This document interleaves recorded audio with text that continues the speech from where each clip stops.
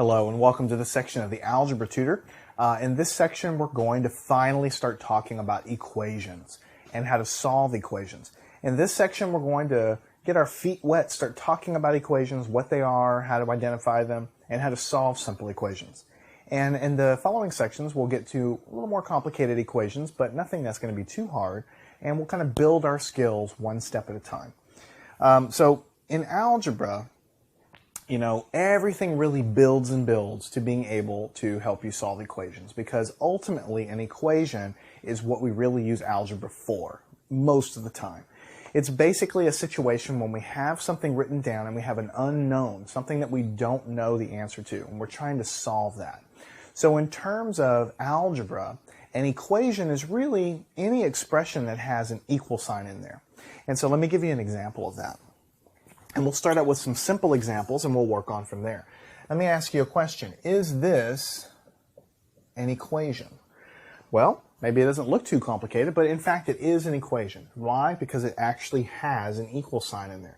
When you think of equation, you should think equal. So equation equals, right? That's how you can remember that.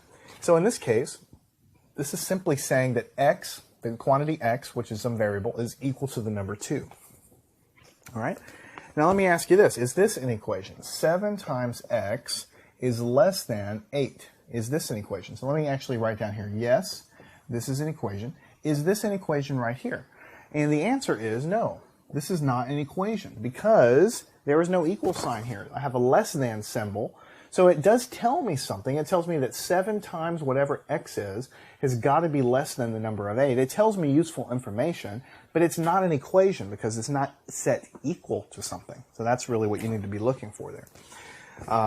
What if you had something like x plus 7 is equal to 0? Is this an equation? And the answer is yes, it is an equation. Why? Because you have an equal sign. And what this is telling me that whatever x is, I need to be able to add 7 to it, and then whatever I get has got to be equal to 0. What about something silly like 1 plus 1 is equal to 3? Is this an equation? Well, you might not believe me, but it actually is an equation. Now, I grant you, it's not true. This is not a true statement. 1 plus 1 is 2. It's not 3. But it is an equation because it has an equal sign. So what you're doing in algebra is you're trying to look for places when you have an equal sign, something equal to something else, and that's an equation. Now, whether or not this is true, whether or not it's valid, that's different. And obviously 1 plus 1 is not equal 3. So you can't say that that's true or valid or even represents reality, but it is an equation. So it's very simple, really, when you're looking to identify if something is an equation or not. And I want to take just a minute to kind of talk a little bit about the big picture here. Why do we care about equations? I mean, ultimately, everything around you is governed by math, believe it or not. Even, you know, things that you do when you go to the playground when you were like a kid. For instance, if you were going to the playground, right, and you decide to take this baseball here, right, and you decide to throw it. You don't throw it horizontal, you don't throw it vertical, you throw it at some angle like this. What's this ball going to do? This ball is going to go fly up, reach some maximum, and it's going to go down, and of course, you know, hit the ground. But it's going to follow some path. And if you throw this baseball at the same angle, at the same speed, you know, 1 time, 2 times, 3 times, 4, 5 times, it doesn't matter. If you throw it at the same angle to the ground, at the same speed every time, and if the wind is the same, and if the ball is the same, and if you do everything the same, then that ball should fly exactly the same every single time.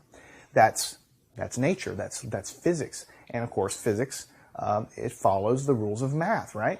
So this ball here, believe it or not, can be expressed as an equation. You can describe the path by an equation, in other words. In other words, I might have an equation that might describe, you know, how high it goes as time goes on. And I might have an equation that describes how far it goes. Because obviously, you know, the distance it travels is going to depend on how hard you throw it and the angle, right? The angle to the ground that you throw the ball. So all of these things can be wrapped up in these equations. So I might have an equation, for instance, that predicts how far this ball is going to travel. And I might, as inputs to that equation, I might have the angle, I might have how hard I throw it, I might have the wind speed. Maybe that's another part of the equation, because if the wind is blowing against this ball, it's going to change everything. Maybe gravity's in there. Obviously, gravity's got to be in there. Maybe we're throwing this ball on the moon, right? If we're throwing the ball on the moon, the gravity's different. There's no wind resistance. The equation changes a little bit. But in any case, if I'm interested in figuring out how far it travels, or if I'm interested in the path and the shape of this guy, it's all governed by equations. So I may have an unknown that I care about. Maybe the unknown is the distance that ball travels, right, or something like that. And then I'll have this equation, and I might need to solve that equation for that distance. So I might have all these numbers and variables, and then I need to actually solve the equation for d, the distance that this ball actually travels. As another example, a little simple example, you've heard of the Leaning Tower of Pisa, right? So this, I'm not a great artist, but here's the Leaning Tower of Pisa. So I might climb to the top, and I might decide to drop a ball from the top, right? So I might start here, and basically what's going to happen is this ball, is going to fall down. Now, we all know that when we drop the ball, it's going to start slow, right, from 0 speed, and then it's going to accelerate and go faster, faster, faster, faster until it hits the ground, right? But maybe I'm interested in how fast is this ball traveling when it hits the ground. How many meters per second, or how many, whatever speed you want to use, whatever measurement you want to use, how fast is that ball going when it hits the ground? What is going to be dependent on that? Well, obviously, the height of the Leaning Tower of Pisa is going to be a big part of it, right? What else do you think could possibly influence that? Well, the force of gravity. I mean, if I do this on Jupiter, or if I do this on Mars, it's obviously going to be a different speed whenever I hit the ground. Maybe, again, there could be wind resistance or air resistance, or any number of things. The mass of the ball, I mean, who knows what it might be.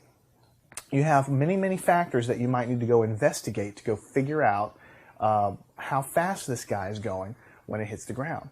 And so you'll have an equation that represents all of those factors, and maybe I need to solve that equation for the speed that this ball has when it hits the ground, okay?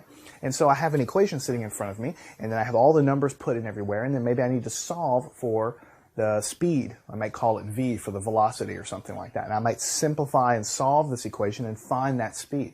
So I guess what I'm trying to show you is two different examples of real life. In real life, you might need to know and calculate something.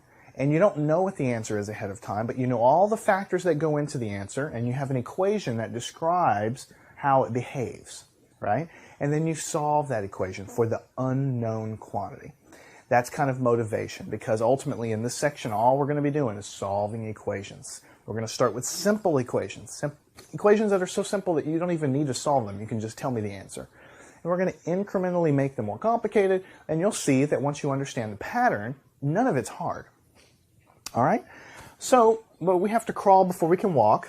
So what I'm going to do here is erase the board and start putting some simpler guys up here for us to solve.